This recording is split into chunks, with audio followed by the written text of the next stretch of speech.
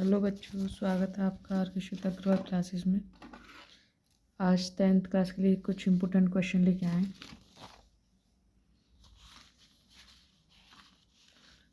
जल्दी जल्दी एक बार रिवाइज कर लेना, पूरी साइंस रिवाइज हो जाएगी तुम्हारी, फिजिक्स केमिस्ट्री दोनों। Question 1, Fe2O3 + 2Al gives us Al2O3 + 2Fe। ऊपर दी गई अभिक्रिया किस प्रकार की है? तो सभी को पता है Al क्या कर रहा है, यहाँ से Fe2O3 से Fe को निकाल रहा है, तो ये क्रिया कैसी है? विस्थापन। नेक्स्ट देखो, कोई विलयन लाल लिटमस को नीला कर देता है। लाल लिटमस को जो नीला करता है वो क्या होते हैं? क्षार। और क्षार का पीएच वैल्यू हमेशा कितना होता है? क्षार का पीएच वैल्यू होता है 7 से ज़्यादा। तो 7 से ज़्यादा है तो इसका पीएच संभवतः कितना होगा? 10, क्योंकि 7 से कम तो अम्ल होते हैं। निम्न में से कौन सा युगल विस्थापन अभिक्रिया करता है? तो ये ही कर सकता है ना, क्योंकि जो Cu है वो AgNO3 से क्या है? ज़्यादा क्रियाशील है, तो ये Ag को यहाँ से निकाल देगा। कॉपर तो NaCl से Na को निकाल नहीं सकता क्योंकि कम क्रियाशील है, ये ज़्यादा क्रियाशील है। सेम इधर, ना सिल्वर FeSO4 से Fe को निकाल सकता है क्योंकि सिल्वर कम क्रियाशील है और FeSO4 Fe जो है ज़्यादा क्रियाशील है। सेम इधर, जो Al है Mg से क्या है? कम क्रियाशील है, तो MgCl2 से Mg को नहीं निकाल सकता। नेक्स्ट है, लोह चूर्ण पर तनु हाइड्रोक्लोरिक अम्ल डालने पर। लोह चूर्ण क्या होता है? Fe, और इस पर क्या डाल रहा है? तनु हाइड्रोक्लोरिक अम्ल। तो क्या बनेगा? आयरन क्लोराइड और प्लस का हाइड्रोजन, तो हाइड्रोजन गैस एवं आयरन क्लोराइड बनते हैं। FeCl3 भी लिख सकते हैं, आयरन थर्ड क्लोराइड। नेक्स्ट, निम्नलिखित में अम्लीय लवण है। तो अम्लीय लवण साफ साफ दिखाई दे रहा है, NaCl तो है नहीं, तो इसमें अम्लीय लवण कौन सा है? NaHSO4। कोई धातु ऑक्सीजन के साथ अभिक्रिया का उच्च गलनांक वाला यौगिक निर्मित करती है। यह यौगिक जल में विलेय है। यह तत्व क्या है? यह तत्व है कैल्शियम। ठीक है, तो नेक्स्ट क्वेश्चन देखो,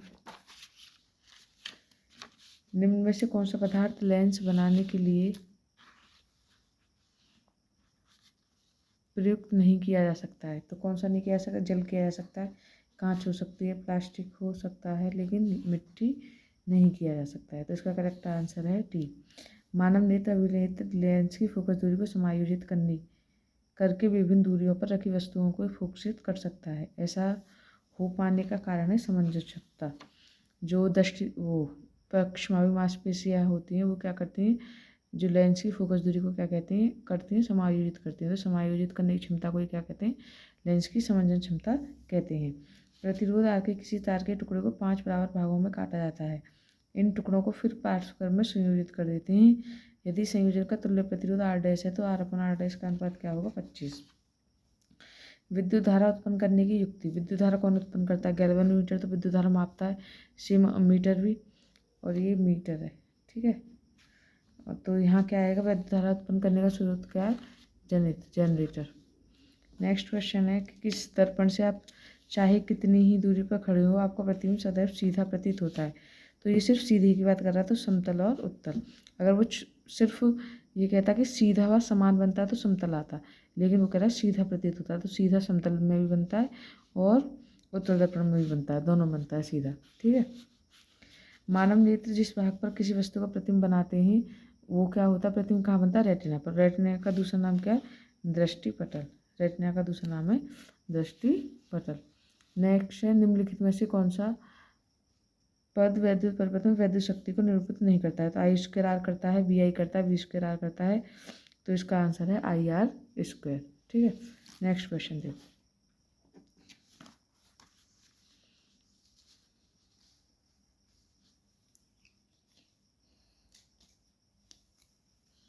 नेक्स्ट कह रहा है कि निम्नलिखित अभिक्रियाओं के लिए उनकी अवस्था के संकेतों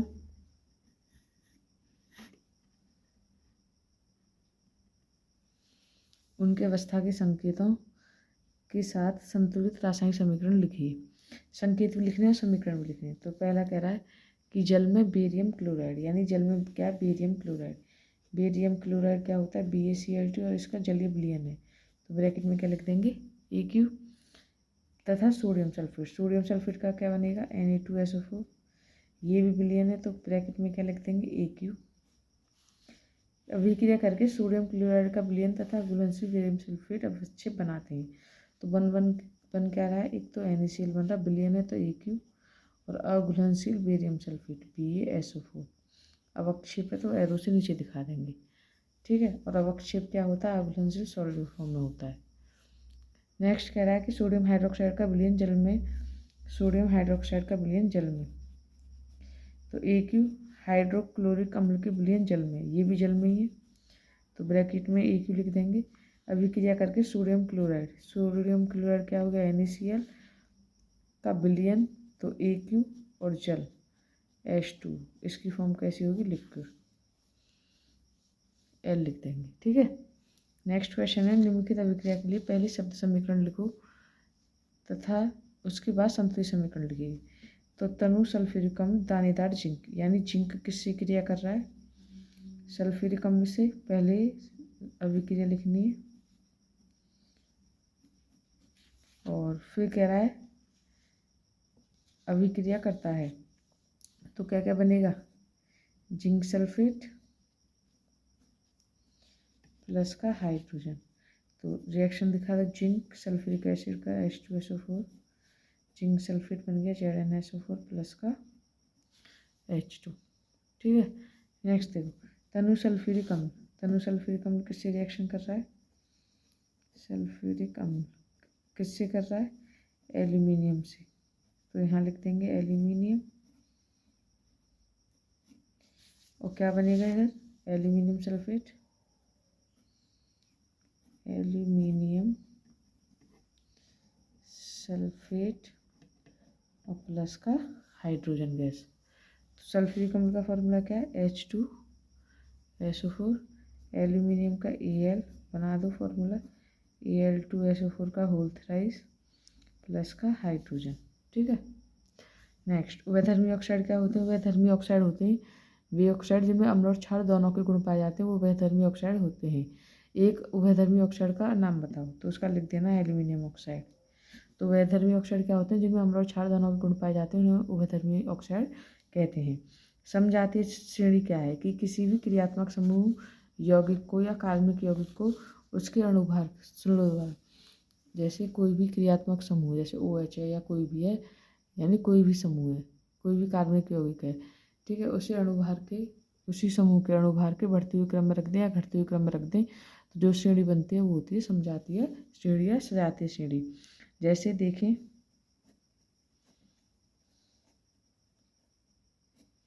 एल्कोहल की श्रेणी CH3OH, CH3CH2OH, 14 का अंतर आएगा प्रत्येक में, CH2OH, ठीक है। तो ये क्या बन रही है, सजातीय श्रेणी बन रही है। नेक्स्ट क्वेश्चन देखो,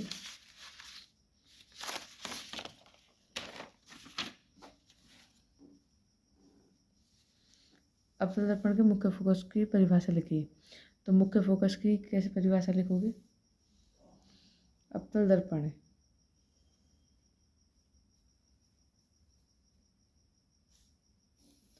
तो फोकस की डिफाइन लिखेंगे कि मुख्य अक्ष के समांतर चलने वाली प्रकाश किरणें, है ना। अवतल दर्पण की मुख्य फोकस की डिफाइन कैसे लिखोगे, मुख्य अक्ष के समांतर चलने वाली प्रकाश किरणें परावर्तन के पश्चात मुख्य अक्ष के जिस बिंदु से पर काटती हैं या जिस बिंदु पर जाकर मिलती हैं, वही क्या होता है, अवतल दर्पण का मुख्य फोकस होता है। तो डिफाइन वैसे लिखोगे कि मुख्य अक्ष के समांतर चलने वाली प्रकाश किरणें परावर्तन के पश्चात मुख्य अक्ष के जिस बिंदु पर जाकर मिलती हैं, वही बिंदु क्या होता है, वही बिंदु मुख्य फोकस होता है। कोई अवतल दर्पण आपके सामने 10 सेंटीमीटर दूरी पर रखी किसी वस्तु का, यानी वस्तु की दूरी कितनी दे दी, दर्पण है, और दर्पण हो या लेंस हो, वस्तु हमेशा नेगेटिव ही रहती है, 3 गुना आवर देती, यानी जब 3 गुना 4 गुना बोले तो उसे तो m बराबर मान लेना 3। वास्तविक प्रतिबिंब बनाता है, वास्तविक हमेशा कैसा लेंगे, नेगेटिव।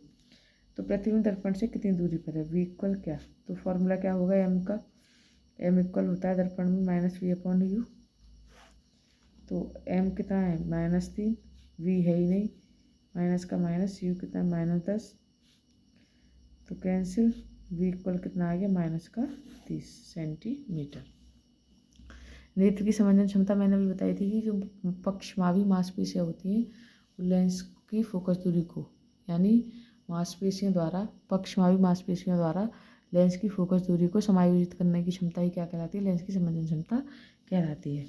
नेक्स्ट क्वेश्चन देखो, कोई उत्तल लेंस किसी सुई का वास्तविक तथा उल्टा प्रतिबिंब उस लेंस से 50 सेंटीमीटर दूर बनाता है। यह सुई उत्तल लेंस के सामने कहाँ रखी है ना, कि प्रतिबिंब कहाँ बना रहा है? 50 सेंटीमीटर। और उत्तल लेंस है तो कैसा रहेगा? पॉजिटिव। यह सुई उत्तल लेंस के सामने कहाँ रखेगी यदि इसका प्रतिबिंब उसी साइज का बन रहा है जिस साइज का बिंब है। यानी कोई उत्तल लेंस किसी सुई का वास्तविक तथा उल्टा प्रतिबिंब उस लेंस से 50 सेंटीमीटर दूर बनाता है।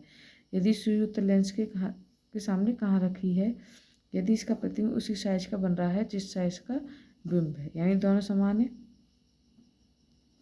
तो लेंस की क्षमता, अब क्षमता ज्ञात करने के लिए क्या चाहिए? फोकस दूरी चाहिए। पी इक्वल कितना आएगा? 100/f लगा देना अगर सेंटीमीटर में तो डायरेक्ट। तो पहले फोकस दूरी निकाल लो। लेंस में होती है v 1/v minus 1/u। v कितना है? -50 +50। u कितना है? 50। 2/50 1/25। तो f कितना मिल गया? 25 सेंटीमीटर। तो p को लगा देंगे 100/25। तो p बराबर कितना है? 4 डायोप्टर। ठीक। नेक्स्ट क्वेश्चन देखो, सूर्योदय के समय सूर्य रक्ताभ क्यों प्रतीत होता है या सूर्योदय के समय सूर्य लाल क्यों दिखाई देता है? इसका रीजन क्या है? इसका रीजन है प्रकाश का प्रकीर्णन। प्रकाश के प्रकीर्णन के कारण सूर्योदय के समय, सूर्योदय और सूर्यास्त के समय सूर्य लाल दिखाई देता है। क्योंकि होता क्या है कि जैसे ये कोई व्यक्ति है, सूर्योदय और सूर्यास्त के समय जो सूर्य की मनुष्य से, पृथ्वी से दूरी होती है वो अधिक होती है। जब दूरी, और दोपहर में सूर्य कैसा रहता है? ऐसा लगता है कि सिर के ऊपर ही है। यानी दोपहर में सूर्य की दूरी मनुष्य के नेत्र से यानी पृथ्वी से कम होती है और सूर्योदय और सूर्यास्त के समय दूरी ज़्यादा होती है, जिसकी वजह से जो सभी रंगों का प्रकीर्णन अधिक हो जाता है और जो लाल रंग है उसका प्रकीर्णन कम हो पाता है। यानी लाल रंग की जो तरंगदैर्घ्य होती है वो सबसे अधिक होती है, सबसे कम प्रकीर्णित होती है। इस वजह से सूर्योदय और सूर्यास्त के समय सूर्य कैसा दिखाई देता है? लाल दिखाई देता है। एक कूलम आवेश की रचना करने वाले इलेक्ट्रॉन की संख्या परिकलित कीजिए। यानी क्यू कितना दे रखा है? 1 कूलम। इलेक्ट्रॉनों की संख्या पूछा है तो क्यू बराबर कितना लगा देंगे? यानी तो अब क्यू कितना है? 1। एन है ही नहीं है, ई का मान 1.6 × 10⁻19। तो एन बराबर कितना आ गया? 1/1.6 × 10⁻19। पॉइंट हटाएंगे 0। 10/16 10⁻19 को ऊपर ले गए प्लस की 19, 0.625 × 10⁻19 इतना आ जाएगा। ठीक है। अगला कह रहा है किसी निकट दृष्टि दोष से पीड़ित व्यक्ति का दूरबिंदु या पास बिंदु बोले ऐसे समझ लेना, वो हमेशा क्या देगा? बी। और इसमें चिन्ह पर पार्टी याद रखना कि नेगेटिव ही लेके चलनी है। इस दोष को संशोधित करने के लिए आवश्यक लेंस की प्रकृति तथा क्षमता क्या होगी? तो लेंस की प्रकृति, अब निकट दृष्टि दोष है तो कौन सा निकट दृष्टि दोष कौन सा होता है? जिसमें पास का दिखाई देता है, दूर का दिखाई नहीं देता है। तो कौन सा लेंस यूज करेंगे? उत्तल लेंस। और निकट दृष्टि दोष में u इन्फिनिटी लेके चलोगे और दूर दृष्टि दोष में u 25। तो 1/f = 1/v माइनस 1/u। तो 1/f। v कितना? -80। u कितना है? इन्फिनिटी। और 1/∞ कितना होता है? 0।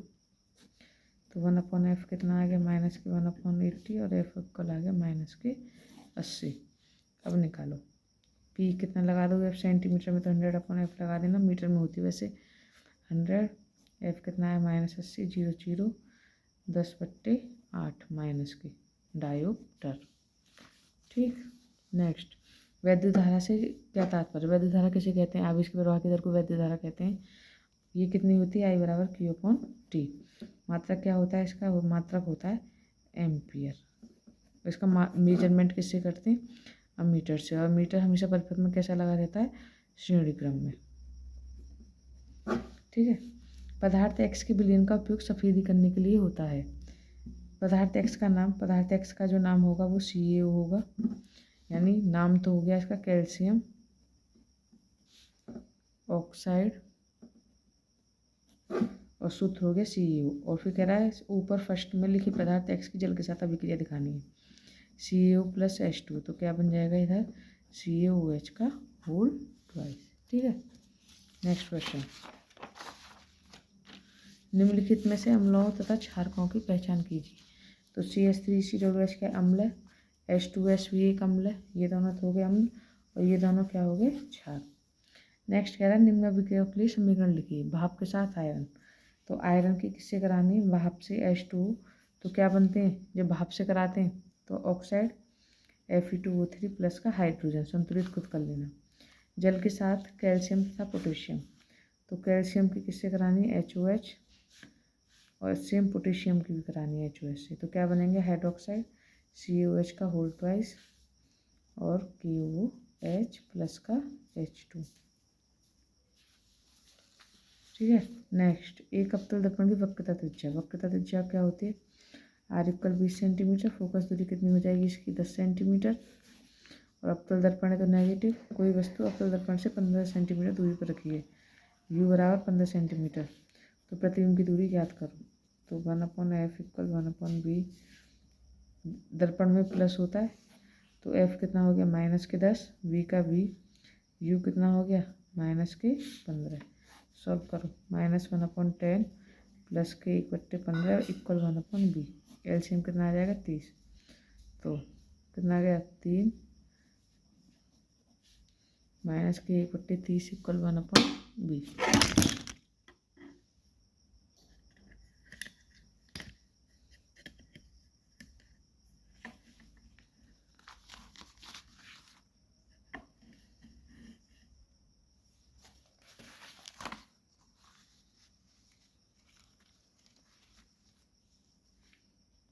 तो v इक्वल आ जाएगा -30।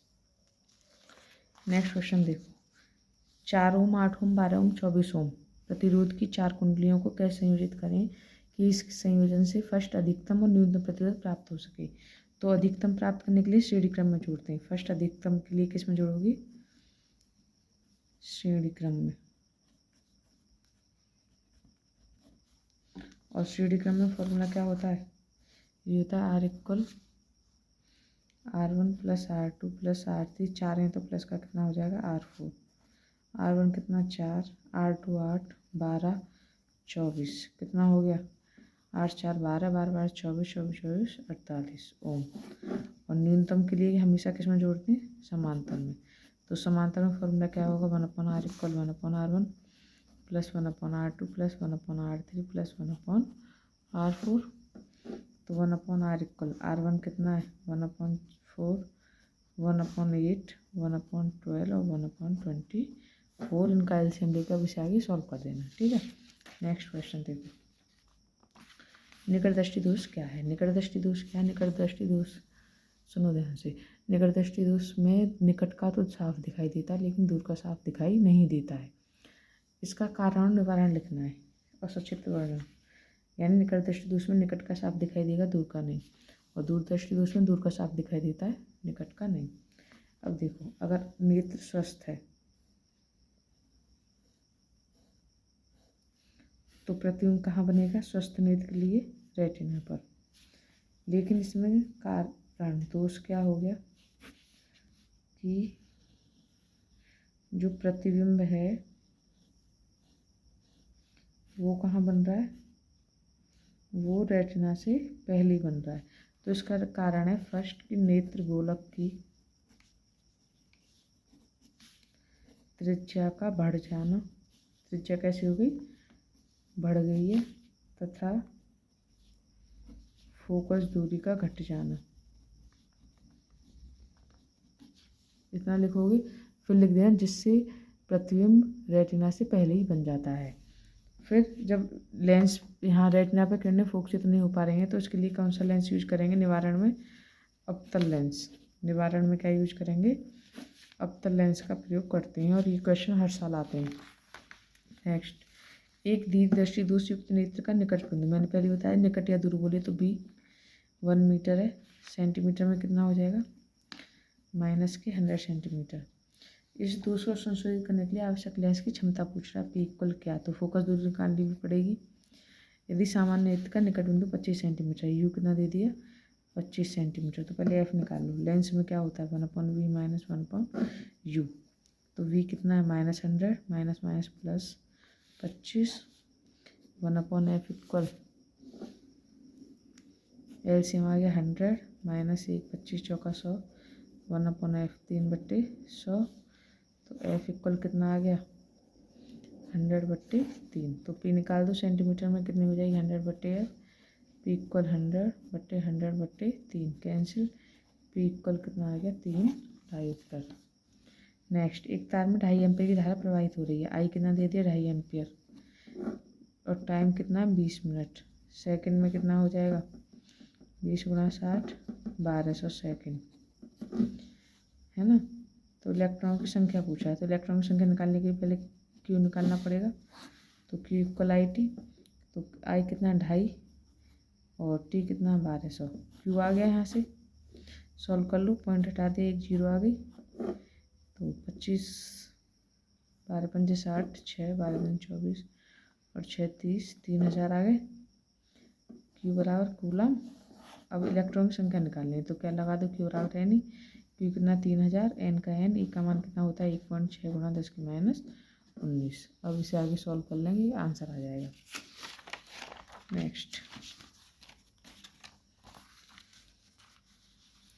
नेक्स्ट कह रहा है कुल प्रतिरोध ज्ञात करो। तो देखो इनको कंसीडर कर लो, R1 R2 R3 R4। तो ये तुम्हें पता है, यहाँ से इन दोनों में धारा समान जाएगी, इन दोनों में धारा समान जाएगी। तो कैसे लिखोगे कि R1 व R2 किस में है, श्रेणी में है। तो R डैश कितना आ जाएगा R1 + R2, R dash equal कितना आ गया 3 + 3, R डैश मान लो 6 ओम। सेम R3 व R4 किस में है, श्रेणी में है। तो R डबल डैश कितना आ गया R3 + का R4, R डबल डैश हो गया 2 + 2, R डबल डैश कितना आ गया 4 ओम। अब सर्किट कैसा बन गया, इन दोनों का एक बना लिया, कितने का आया वो 6 ओम का। सेम नीचे वालों का एक बना लिया, कितने का आया वो 4 ओम का। और ये बैटरी कितने की है 10 वोल्ट की। अब ये दोनों कौन से क्रम में है, ये R डैश है R डबल डैश। तो कैसे लिख देंगे R डैश व R डबल डैश किस में समांतर में है। तो 1/R इक्वल कितना हो गया 1/R dash plus 1/R double dash. तो 1/R डैश कितना है 6, 1/R डबल डैश कितना है 4। अब इसका एलसीएम लेके इसे सॉल्व कर देंगे, R निकल के आ जाएगा। दूसरा पूछा परिवर्तन प्रवाहित धारा, वोल्ट है और R हम वहाँ से निकालेंगे। तो R इक्वल कितना आ जाएगा V/I, तो I इक्वल कितना आ जाएगा V/R। V कितना है 10, R तुम यहाँ से निकाल ही लोगे, सॉल्व हो जाएगा। नेक्स्ट कह रहा है कि निम्न अभिक्रियाओं के लिए संतुलित रासायनिक समीकरण लिखिए। तो कैल्शियम हाइड्रोक्साइड का क्या होता है CaOH का वोल्टवाइज, carbon dioxide CO2, calcium carbonate CaCO3 plus का H2O, ऑटोमेटिकली संतुलित है। Next zinc Zn, silver nitrate का क्या लिखोगे AgNO3, जिंक नाइट्रेट ZnNO3 का वोल्टवाइज प्लस का Ag। देखो NO3 का यहाँ कम्प्लीटली 2 है, तो यहाँ आगे से 2 कर देंगे। Ag का कितना हो गया 2, तो 2 का मल्टीप्लाई। निम्न को पूर्ण करो, Na2CO3 से क्या बन रहा है NaSCO3 आती है, ये इम्पोर्टेंट है। तो H2 + CO2 कर देते हैं, तो वो बन जाता है 2NaSCO3। और COH का वोल्टवाइज और Cl2, तो यहाँ तो साफ साफ पता है तुम लोगों को क्या बनेगा,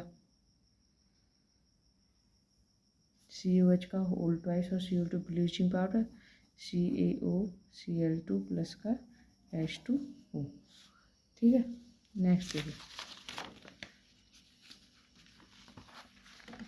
एल्कोहल एवं ग्लूकोज जैसे यौगिकों में भी हाइड्रोजन होते हैं, लेकिन इनका वर्गीकरण अम्ल की तरह नहीं होता है। एल्कोहल क्या होता है C2H5OH और ग्लूकोज होता है C6H12O6। अब ये कह रहा है इनमें भी हाइड्रोजन होते हैं, लेकिन इनका वर्गीकरण अम्ल की तरह नहीं होता है। एक क्रियाकलाप द्वारा इसे साबित कीजिए। तो इसके लिए क्या कर लेते हैं कि एक कंटेनर ले लेंगे और एक कंटेनर में क्या कर देंगे एल्कोहल या ग्लूकोज ले लेंगे, क्योंकि अगर अम्ल क्या होते हैं जो जलीय विलयन में H+ आयन देते हैं, अगर आयन दे रहे हैं तो ये जलीय अवस्था में वैद्युत का चालन करेंगे। तो उसमें क्या कर देंगे, उसमें बल्ब लगा देंगे, सर्किट बना देंगे कंप्लीट। फिर जब इसमें वैद्युत धारा प्रवाहित कर रहे हैं, तो इसमें क्या है जो बल्ब हम लगाएंगे वो ग्लो कर रहा है। तो इसका मतलब ये है, या समझ लो इनके विलयन में वैद्युत धारा प्रवाहित हो रही है, तो बल्ब ग्लो करेगा और इसका मतलब ये आयनों में मुक्त हो चुके हैं। और अगर बल्ब ग्लो नहीं कर रहा है तो ये आयनों मुक्त नहीं हुए, यानी कह सकते हैं कि ये अपने जलीय विलयन में वैद्युत धारा का चालन नहीं करते हैं, इस वजह से इन्हें ये अम्ल नहीं है। ठीक है, नेक्स्ट क्वेश्चन, ए और बी के बीच तुल्य प्रतिरोध पूछ रहा है, तो R1 R2 R3 R4 तो कर दो। R1 व R2 किस में श्रेणी में है, तो R डैश कितना हो गया 1+1, यानी R डैश कितना आ गया 2 ओम। सेम R3 व R4 भी किस में श्रेणी में है, तो R डबल डैश कितना आ गया 1+1 बराबर R डबल डैश हो गया 2 ओम। तो अब ये सर्किट बना ऐसे 2 ओम 2 ओम। अब ये किस में 2 ओम व 2 ओम समांतर में है। ठीक है, तो कैसे कर देंगे 1/R बराबर 1/2 प्लस 1/2, 1/R बराबर कितना आएगा 2/2 बराबर का 1 ओम। नेक्स्ट देखो परिपथ का संपूर्ण प्रतिरोध, संपूर्ण प्रतिरोध निकाल लोगे, कैसे निकालोगे, ये दोनों किस में श्रेणी में, ऐसे लिख दो 4 ओम 2 ओम किस में है श्रेणी में है।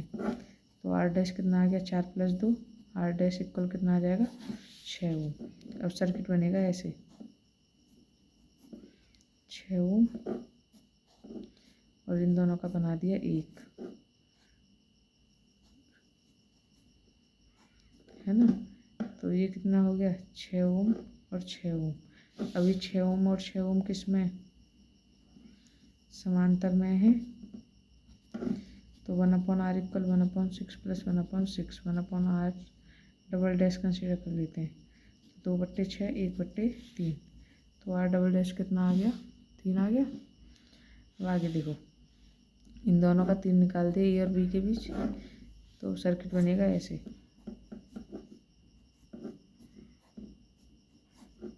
3 ओम और ये कितना 6 ओम। अब कौन सा सर्किट है ये श्रेणी, तो R कितना हो जाएगा 6 + 3, R इक्वल आ गया 9 ओम।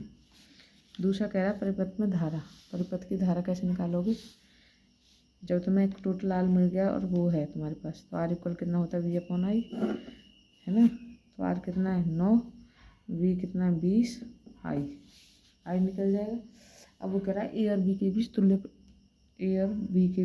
प्रतिरोध, और ए और बी के बीच तुमने तुल्य प्रतिरोध निकाल चुके हैं, कितना आ चुका है वो ए और बी के बीच तुल्य प्रतिरोध आया था निकल के R डबल डैश 3 ओम। ठीक है, नेक्स्ट देखो